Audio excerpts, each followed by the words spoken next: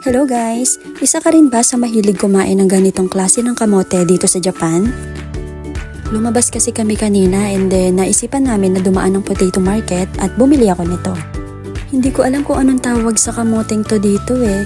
Kung alam nyo guys, paki-comment naman sa comment section para aware din ako kung anong tawag dito. Lagi kasing bumibili lang ako eh, hindi ko naman alam kung ano yung tawag dito.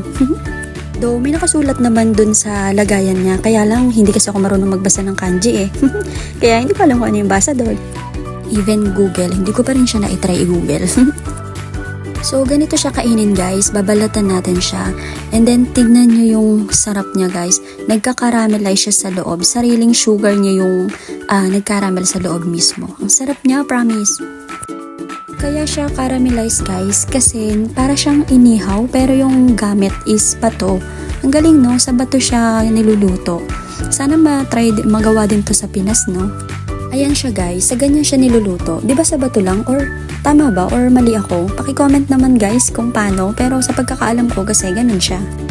So story time tayo guys. Alam nyo ba na ang tawag nito sa amin sa Quezon Province is kamoting baging. May ganito kasi kami dati, nagtatanim din kasi kami nito sa bundok.